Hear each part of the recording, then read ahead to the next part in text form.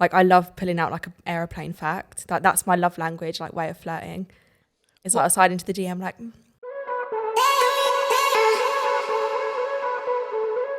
Welcome back to another episode of Girls Know Nothing. You'll probably recognise the next guest as the big sister we all wish we had growing up. Year of the Bad Bee, Not the Sad Bee inspires and encourages young women to be the very best version of themselves. Victoria Wright, also known as Vickaboo, has amassed over 800,000 followers on TikTok by speaking candidly on taboo subjects such as periods and mental health, as well as general life problems including insecurities and relationships. Welcome to the studio, Vickaboo. I actually can't believe that this is your first podcast. I've never done a pod. I feel really upset for you that no one's invited you on to talk. I was happy this is my first pod. Well, I'm really glad that I got the exclusive first. And now if anyone else poaches you as a guest for the podcast, I'm just going to say I started it first. Yeah, I was here first. Do you know what it is? I think it was when we did the Superdrug event together and you told me that you'd used to work in engineering and you'd lived in the Philippines and this stuff, and I was like, I did not know this stuff about you. And I was like, maybe it's just that I'm not as OG on TikTok, because it would take me a while to get TikTok, or that I just feel like there isn't that much known about it on the internet about you. It's like one of those like tell me a fun fact about yourself things, I think, because it's so different to what I do now. Like maybe I should speak about it a little bit more, but it's just not something I really delve into or like talk about. So when I tell people, they're like, what? Like, yeah, like a STEM girly. I think it's like because there aren't that many women in STEM, especially in public facing roles, like on TikTok, that it actually does shock people. Yeah, I think so as well. And when you told me some of the things you have done in the past, I mean, we can't talk about all of them, but I was like, oh my God, like you have done the stuff that I would never imagine. I don't think anyone expects it either, which is like what makes it so fun. Like I love pulling out like an aeroplane fact. Like that's my love language, like way of flirting. It's like I slide into the DM like... Tell me an aeroplane fact. So my favourite one, do you watch Friends? I do. Do you remember on the one episode of Friends when they made up the plane part and they're like, there's something wrong with the flange? And they're like, there's no such thing as a flange. Yeah. There is actually a part called a flange. It's in the A350 galley. That's like my favourite thing. I love it. I thought the flange was a completely made up thing. No, it's a real thing. That's my new Hinge line. You know that prompt and it's like, tell me a fact, and I'm gonna steal There's it. actually a thing called a flange. I'm gonna quote you on that though. That's amazing. But what made you want to get into STEM in the first place? It's so funny. Like I would love to sit here and say it was like my lifelong dream, but it actually wasn't. Like I genuinely didn't have an interest in anything to do with engineering until I was doing it. Like I completely fell in love with it, but it just wasn't something I thought was going to happen. Like even when I got the job, I remember I was working in customer service for like a fashion company and I wanted to work in fashion. And my dad worked for the company I worked for. He still works there now at the time. And he's like, well, why didn't you apply for a job here? I was like, no, I'm not really interested. And then this one job came up. And he was like, oh, just let me give you your CV in because it's so fun. You'll get to travel. Like it's a really great job, really good opportunity. You can go back into fashion after you've got some experience. And they just weren't interested in me at all. They got rid of my CV and I was like, cool, I don't really bothered. Like it's fine. And then it was so weird. So like my dad works on the shop floor. So one of the procurement like commodity managers had like an issue on the shop floor. And my dad had fixed it and he's like, I owe you a favour. And my dad being like my biggest cheerleader is like, actually, can I cash in on that favour? Could you give my daughter an interview, but not on the premise of getting the job, just for interview practice for her for when she's going, because she wants to work in a more corporate role. So like, it'd be good to get some feedback. And they're like, yeah, no problem. And then he came home that day and was like, I've got you the interview, go and get yourself the job. And then I got the job the next day.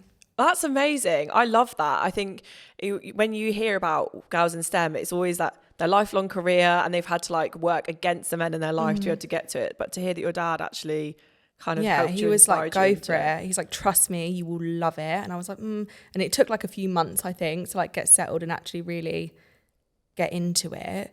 But when I was working, I worked there for years. I absolutely loved it. So what were you actually doing? So I started off as like a buyer. So where I had no qualifications in that field, no experience, didn't really know what I was doing.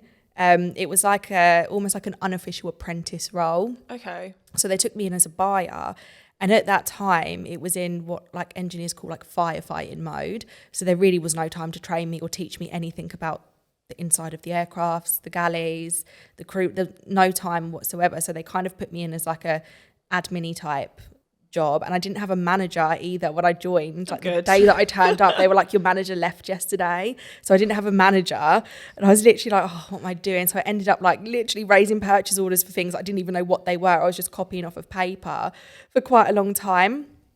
And then I got this like new manager came in, she's a woman, fantastic, like literally she's like shaped me as a person. She's amazing. And she was like, what do you do like on your day to day? I was like, I just raise purchase orders, just do invoices. And she's like, but you're a buyer. And I'm like, it's just this, everyone's busy, like it's fine. And then she ended up saying like, okay, if you're going to be the admin girl, you're going to be the admin girl. And she sent me to the Philippines to like basically learn all of the admin, come back, train everyone, and then focus on the buy-in.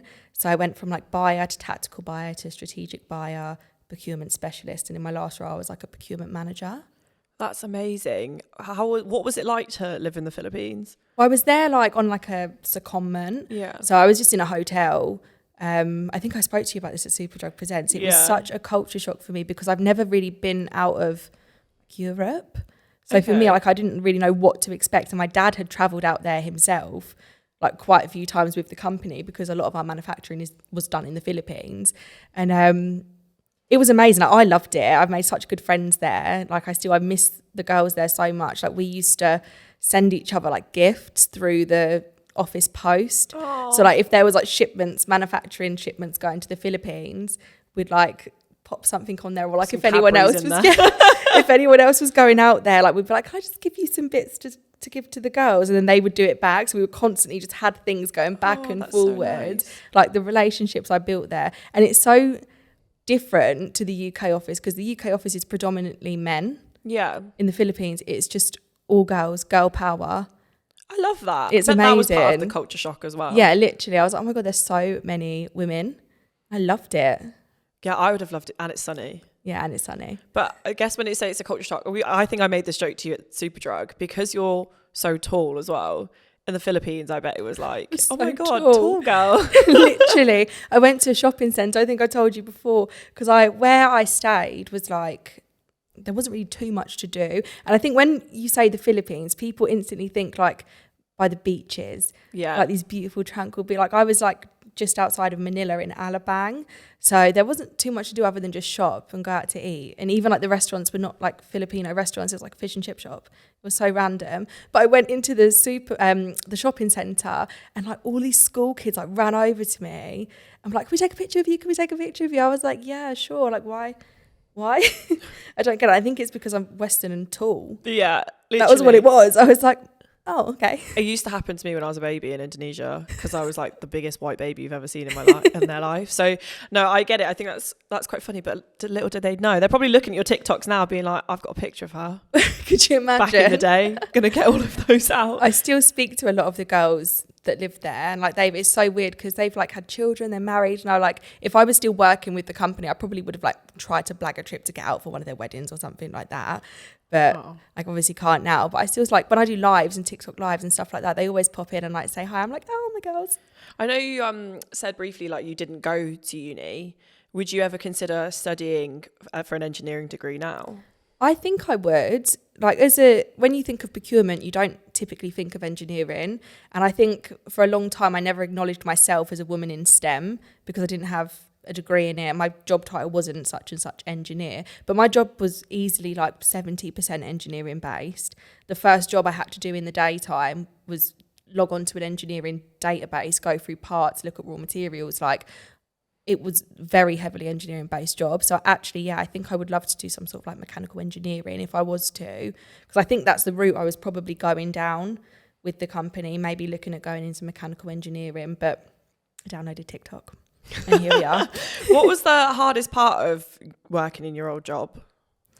I think it's a very male dominated industry, and I don't, until you're in that environment and in that space, I don't think you realise how masculine and how male dominated that kind of space is. It's very hard to team up and build relationships with women in the industry when there is hardly any women. So that was quite difficult for me. I think being so young and inexperienced as well as being a young girl, that was really difficult as well, because I feel like I was fighting to be taken seriously as a woman, be taken seriously as like a early 20-year-old girl, and to be taken seriously as somebody with no qualifications in this field, no experience, literally fresh set of eyes. That was quite difficult, and it took time, but I got there. You said you downloaded TikTok. Mm-hmm. What made you want to download TikTok in the first place? So I'd moved jobs from this aerospace company, and I'd ended up moving cities. So I moved to Stevenage, and I didn't know anyone, like even in my house share that I'd gone into. I was like the first one in there. It was like a new house. Nobody lived there. So I didn't really have like a social life. My mum would like come down on the weekends and like stay with me and stuff like that. But there was just not an opportunity to really mingle and meet people. And then lockdown hit. I think I was 2 months, maybe a month into the job. Okay. And lockdown here, and they literally were like, just take your stuff and go home. Like you're all going to be working from home for the foreseeable. So I ended up going back to Milton Keynes for a bit. And then it's so funny, like, Joe, when people say like, oh, I downloaded TikTok because I didn't really have anything else to do. I was on furlough. Like, I had stuff to do. I should have been working. Queen of procrastination. Literally, I was like, I had stuff to do. I was still working all through lockdown. And then I went back to Steve, and I was just bored, lonely. I wasn't clicking with the job as well as I did the other job. And I think I had such a like passion for aerospace. I still do. I love it. Something wasn't clicking with this other job. I didn't really get it. I didn't really like it. And I just would come home from work and just be like, oh, I hate this. Like, I hate life. Why did I leave? Downloaded the app just to mingle, make some friends. Here we are. Yeah, is it 3 years later? Yeah, literally. And a whole new career. Yeah. What was the kind of content that you were originally putting out on TikTok?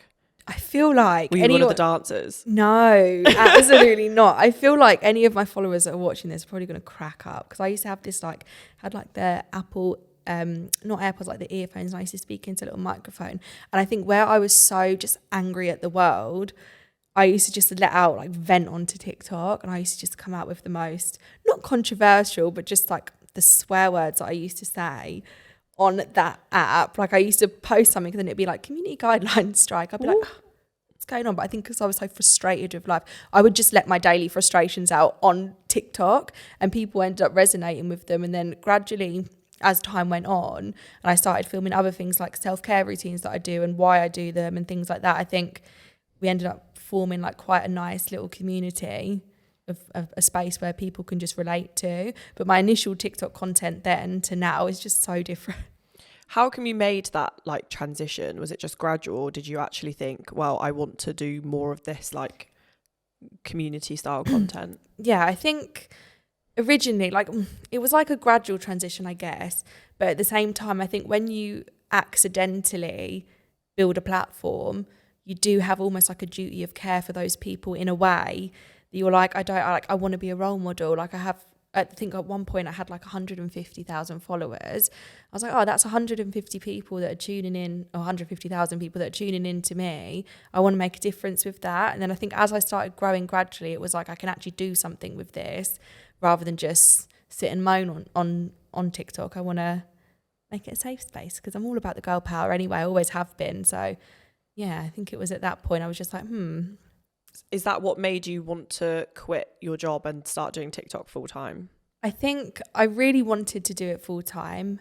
I didn't know if I'd be able to do it full time, and I was very nervous. And the job that I was in was a really well paying job. Like, it was a good big girl money. Like, it was a good corporate job, and it paid so well. My dad was so proud of me for getting in there as well. Like, obviously I just moved from his working space, and I was a bit like, oh, like, I don't want to disappoint anyone. What if it doesn't work out? Like, I don't know what I'm going to do. I can't go back to the aerospace company just yet. They've just all bought me loads of presents because I've left. So it's like, I can't just go back there. So I was like, I don't know what to do. But I'm a creative person. I've always been creative. I love being in a creative space.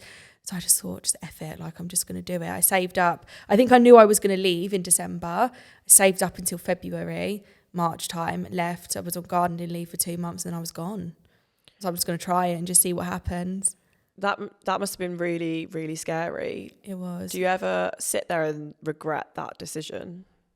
Absolutely not. I miss the aerospace industry sometimes because I feel like it shaped me a lot as a woman. But then also I'm like, I love what I do now. Like I'm so grateful for it. I wouldn't ever want to do anything else. But I do miss like the rush of like being in that industry, but I don't think it's something I regret. I know, like briefly you just said that you felt like you started to feel like you had a responsibility to your followers to promote a positive, safe space. Do you ever get really paranoid or self-conscious or overthink the content you are creating because of that responsibility? Yeah, I'm one of those people, I never want to upset anyone. Like if I upset one person by saying something that isn't even offensive, like I'll just delete the whole video and I'm like, I'm so sorry. So sorry that offended you. Like I'm honestly, I hate offending people. So I feel like sometimes there is a little bit of pressure, but you know, you can't please everyone. TikTok must be a really scary place for you to be then. It is, because you could never make everyone happy on there. I'm like, let's not say that. But I love your TikToks though, because, you know, I find that they are very raw. And I think that's one of the best things about TikTok is that the content that's created is very raw, very open. And there's a lot of things that I've seen you put out there, like, you know, about your niece and about your mum that you probably don't see from many other content creators. Yeah. I guess, what was the biggest achievement you've had since doing TikTok full time? Do you know what was really nice? STEM and influencing, like you said, there's not really a crossover with that. And last year I got to present on the blue carpet, which is like the Disney red carpet for the new Buzz Lightyear movie. And I did that with the female lead. And I never thought there'd be a day where I would be doing something in influencing that has that little kind of sprinkle of STEM, women in STEM. But because it was the Buzz Lightyear like premiere, I was speaking to so many people and they'd invited so many women in STEM. So many. And it was like, oh my God, I'm like interviewing people that I genuinely have quite a lot in common with. And it was actually really interesting. Like for me, that was a huge achievement because I just never thought I'd see the day that the two cross over. I think I'm quite jealous that you were invited to Buzz Lightyear, to be honest. I'm like, wow. No, I think, have you ever like considered probably starting to do more content for STEM girlies? I would love to. It's just the only thing that like doesn't put me off because I could talk about it for hours. It's more so like it's such a difficult role to explain, and it was such a like a different position. Like on paper, like you'd probably think if you heard of like a procurement or a supply chain person, you think of just number crunching and like tapping on a computer, filling out spreadsheets, and then you look at an engineer and it's like two completely they're literally exactly the same what we were doing. Like I was doing so much engineering work, and I think it would be a difficult kind of role to explain to people, but at the same time, like I would love to educate people on, you know, creating that space for themselves, particularly women, and like getting involved. Like for your career for the next year, what do you think is like the next big goal for you? I'd love to write a book. I've actually written a book. Little drop there. Yeah. What would you write a book about? I've so it's like a self-help kind of planner, but it's a little bit different to ones that are on the market now. Because like for me, I really struggle with routine, and that's something I'm quite open about on TikTok as well. Is if I try and get myself in a routine, I end up a mess. Like it just doesn't work for me. So it's kind of catered around people that can't get into a routine and don't like to commit to like manifestation planners and stuff, because a lot of the time you do fill them out and then you just put them in the drawer and you're like, oh, I forgot about that. At one point you stop filling it out, you stop reading it, and I've kind of created something that's a little bit different, but we'll see where that goes. I'm a little bit like that. I feel like I've got 10 million manifestation planners or like financial planners, and I've done half it and I'm like, yeah, I'm done with that now. And then I'll come back to it and I'm like, yeah, this isn't for me. So I actually think when I saw your like routine content, I felt like I'd been seen. Yeah. Because like, especially when you post like stuff about tidying your room, sounds so weird and small, but sometimes I'll just look around and be like, it's not just me. My room is so messy all the time. But again, it's like I try and get myself in a routine, and it ends up making it worse.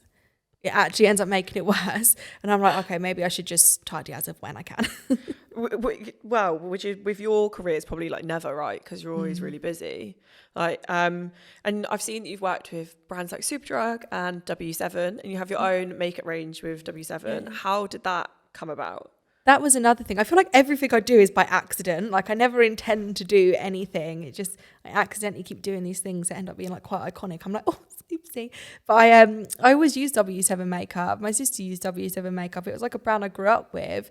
And then when I like edged into like doing a little bit more beauty content, absolutely not a makeup artist, not very good at makeup, but it was that relatable kind of like, well, this is what I do, like, not right, but it works. And I was using W7 products, and they were the first company to ever send me like PR. So I made like a little video about their eyeshadow palette. I was so excited about that like PR package.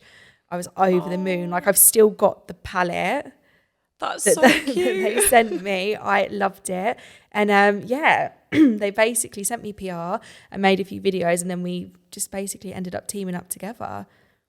Oh, you shouldn't say it's an accident. You know, having to make that content. It's the best accident. Yeah, well, like accidentally manifested. Yeah, no, stuff, literally, just full without the circle, planner. yeah. I know that you've done other things as well. Like, you've written an article for Grazia. I know this was quite a few years ago, but I still think that what you wrote about is really relevant, and I even now look at it and related to it so much. And you wrote about how you wouldn't wish things like tattle on your worst enemy.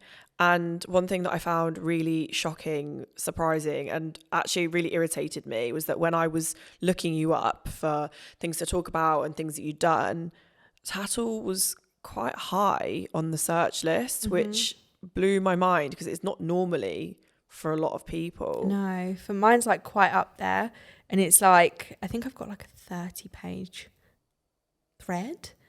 Like, what is there really to talk about? I'm not that interested. But I don't think, like, I find that because you're not a bad person, how is there 30 pages of things to write about? I think the justification is like, oh, you chose to do this as a job, you should accept critique. And my argument always is like, there's critique, which in a 9-to-5 workspace I would accept and take constructively. But then there's like, I wouldn't go into a workspace, like a 9-to-5 workspace, and expect my manager to be like, by the way, your forehead's massive, or like, by the way, your tan looks crap, or like, by the way, your boyfriend's cheating on you, by the way, your boyfriend's scruffy. Do you know what I mean? Like, you wouldn't expect that. So like, I think saying that it's like constructive criticism because I chose to put myself out there is just ridiculous. I don't think anyone deserves that. They don't, but also I want to know what makes people think that their opinion is so important that they can voice nasty things on the internet in that way. No, or who so has the true. time? So true. And it's always voiced behind a fake account. The thing is, if things like tattle and like gossip threads were okay, why do you have to do it behind a fake name and a faceless profile? Like, if it was okay to do it with chest, do it with your own profile. Did it ever make you question the chosen career path you had gone down?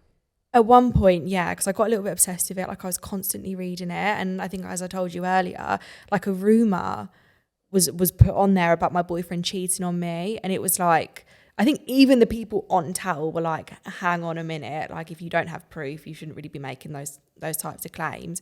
But for that, I was just like, oh my God, like, I don't get a break. Like, he's not cheating on me. We're absolutely fine. We're very happy. And it was just like, at that point, I was like, oh, do you know, I'm going back into aerospace. I'm going to build airplanes again. No one tells me my boyfriend's cheating on me there. Like, it was like, it's a safe space. But right now, I'm kind of just like, well, it is what it is, whatever. Like, I don't think too much about it anymore. You said that you got into a weird space about reading it. Is that just because, like you said, as a person, you don't like upsetting people, Yeah, so you're obsessively looking for it? Yeah, I don't like upsetting, but I hate upsetting people. Like, I'd never want to make anyone angry. And yeah, you do kind of get into this headspace of like constantly checking. You're like, okay, what are they saying now? What are they saying now? Realistically, it is mostly physical, like my physical appearance, or like my voice, or like my tan, things like that. But yeah, I hate upsetting people. I don't like making people angry. I hate the idea of somebody disliking my content when I really am just trying to do something nice. And I think that got me a little bit obsessed with like scrolling and reading it, but I don't read it anymore. Did it ever ruin your self-esteem? I think there was one that they took a screenshot of one of my videos, and I get like, my hair falls out if I get stressed. So when my mum was poorly, like, I lost a lot of hair at the front of my head, and I think somebody took a screenshot of like one of my TikToks, and it looked really bad. And they were like, oh, has she ever addressed the hair loss on the front of her head? And then someone commented underneath it like, nah, she's just got a massive forehead, hasn't she? And I was like, damn. Oh, wow. What? I know you said in that Grazia article as well that you found it really tough for your mum to find and read as well. I mean, how did your mum even come across tattle in the first place? Like you said, for some reason, my tattle thread is quite high up on when you Google me, and it's just very accessible. And my mum's like my biggest fan. Like, she Googles me like 3 times a day. I love that. She's great. So she'll Google me, she'll read me, and she just came across it and she was like, oh my God, what the hell is this? And I'm like, I'm so sorry you had to read that. Like, it's not nice for any mum to see. And even then they say things like, she didn't have to read it. And it's like, well, but she did. That's the thing. And I think people don't really realise that people do read stuff, and people's loved ones read the stuff as well. And it impacts them just as much as it impacts the person they're writing about. It's not a victimless comment that they're writing. I know, like, a lot of the content you have made has been about your mum. Your mum does show up a lot on your TikToks, and you know, people that don't know, your mum, is it stage 3 breast cancer? So she had like an endometrial, I can't say the word, a womb cancer. Okay. But it was quite tricky. It was very rare for someone like my mum to actually develop that sort of cancer. So I think even the doctors were quite confused. Like, we've got no idea how this has happened to you. But it was a stage 3, and she's like 6 months all clear now. Oh, yeah, I remember that, which is amazing. But how did the diagnosis come about in the first place? So it's one of those things. She had an issue like a long time ago. She went to a gynecologist, and I think they'd said the lining of her womb was coming out really thick. And they were like, no, that's completely normal. And a few years later, obviously, she's gone to the doctors, and they're like, this is like a breeding ground for cancer cells. Like, this is not normal. This should not be happening. So she went to get kind of like, as you do, scans, blood tests, and then they found stage 3 cancer, and it had gotten into her lymph nodes, which means it spreads. And she went into major surgery like not long afterwards to get like a full hysterectomy and her lymph nodes removed as well. And then they ended up finding the cancer in the lymph nodes, which meant potentially it could be somewhere else in the body. So she had chemo, radio, and she smashed it. You were her main carer throughout her time having treatment, is that right? I was like her emotional rock. So we had help with family and things like that. But where I'm now working from home, anything she really needed, I was there with her, and we're lucky enough to have a family that are so close. So if she needed a lift to the hospital, she'd have a lift to the hospital. If she wanted to get out anywhere, if she needed anything, even if it was just like makeup or like bubble bath or something like that, she'd always have us there. But she's such a tough cookie. Like, she didn't even really need care. Like, I remember when she came back from the major surgery, she just looked like normal. That's right. bold, because I literally would have like a filling in my tooth and I'd be like, literally same. I'm very dramatic. She just walked in, she's like, yeah, I'm fine. And like, she'd have chemo and she'd be in bed for a few days, and it was horrible to see. And like, obviously the side effects of chemo, they don't just go away. But then like 3 days later, she'd be like swinging the kids around like, way. And I'm like, go to bed, Audra. Like, go sit down. And she's just literally a rock. How did it make you feel when your mum was first diagnosed? It was so shocking. I was so shocked, because my mum is literally like, she used to do like a Pilates class, and then immediately after the Pilates class, she'd go do spin, and then she'd walk home. Like, was so into fitness. She's so healthy. Like, when she phoned me to tell me, I literally was like, what? And when she was explaining to me, in my head, before she'd even finished her sentence, I was thinking, what has happened to my dad? Because I didn't expect anything to be wrong with my mum. It was so weird. Like, it was such a weird time. It was just so unexpected. And even going home after she FaceTimed me and told me when I was on my way home. And then I got home, and I'd like been sick on myself in the cab. I was just like wanting to panic. When I got home, and she was just standing there like, it's fine, like, come in. And I'm like, it's so weird, because you hear the word cancer and someone's got cancer and you expect them to just be very weak and vulnerable. But she literally was just herself, and she's like, it is what it is. Like, we'll deal with it. Like, I was like, okay. I've met your mum. She is literally the most amazing person ever. Though I think last time I saw her was outside Saving Grace's show, and I just walked up and I was like, "Hey, mum!" And she just looked at me and was like, "Who is this person?" So she will absolutely blame this because she's got early stages of glaucoma, so she can't see very well. And I was running late, and I was texting her like, "Okay, go and wait outside. I'm outside." And she said that she thought she heard me say, "Hi, mum." And she was like, I was looking around. I was like, no, it was Sharon. Like, she was literally there. And she was like, was she? I was like, yeah. She said hi to you. You didn't even see her. She was like, oh. Awkward. I was like, okay, maybe she doesn't like me. No. It's like, okay, that's really embarrassing. But no, I think it was really nice to see you share the vulnerable side of like your mum going through cancer treatment on TikTok, because I think that like, you know, when you say created safe space, I think people go to TikTok to look for things to like be relatable to. Yeah.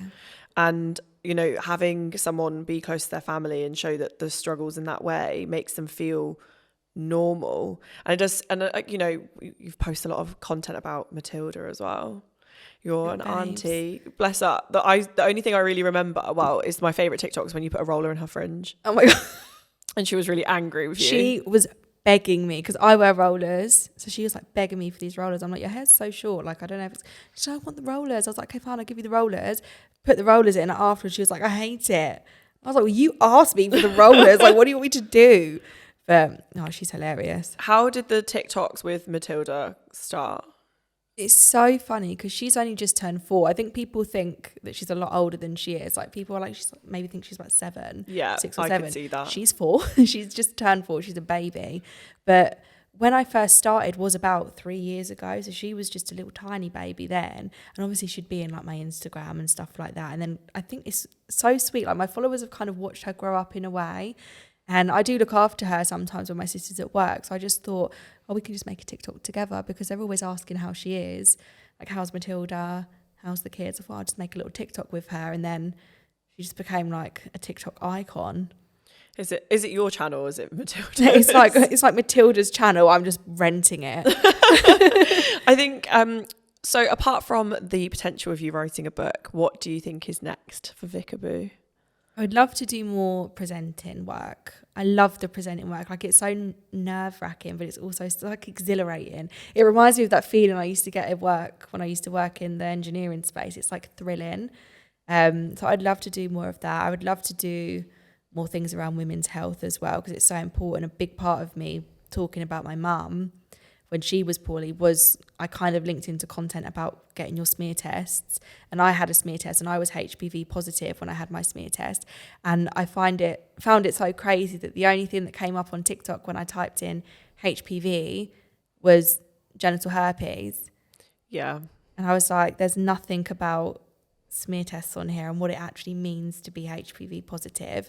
So I'd love to do more content like that, maybe do some little speeches, places, I don't know, we'll have to see. I love that. I think I was just going to ask you a question about the HPV thing.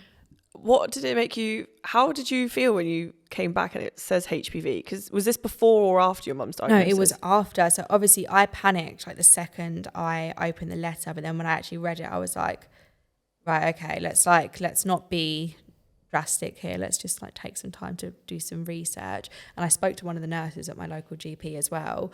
And she basically just kind of explained to me, like, just see it as a nunny cold. Like, there's nothing you can do right now until you have your next smear so we can see if it's developed or gone away. She said, likelihood is it's probably just going to go away.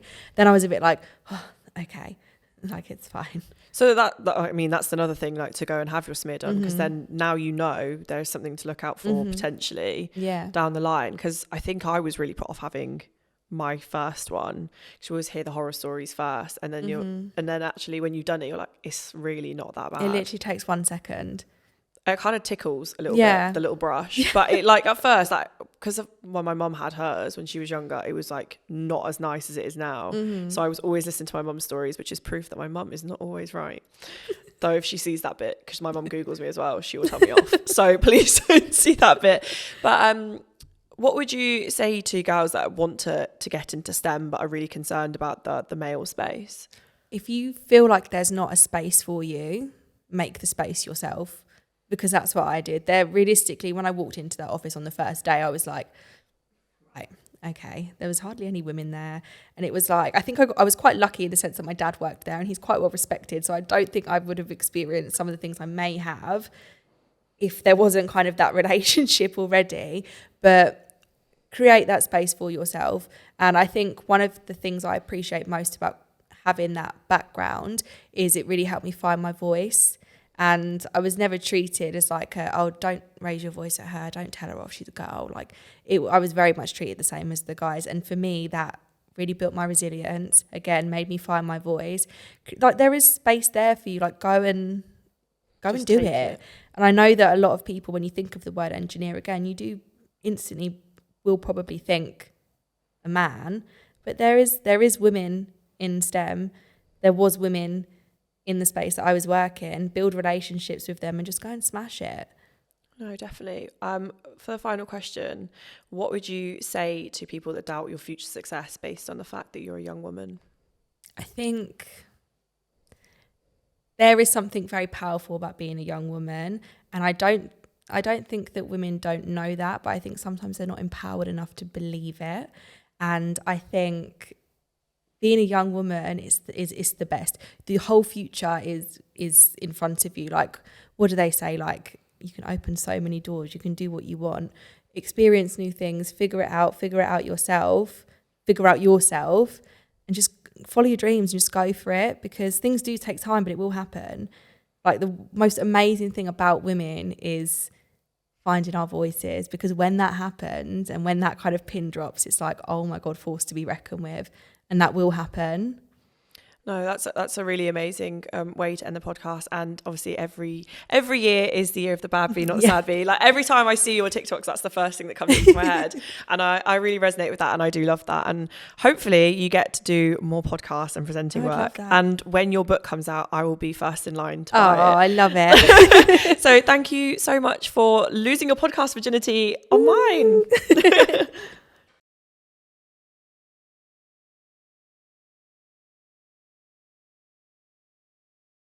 I wrote a naughty text and I pressed send to all, but I didn't realise he had teachers on his contact list.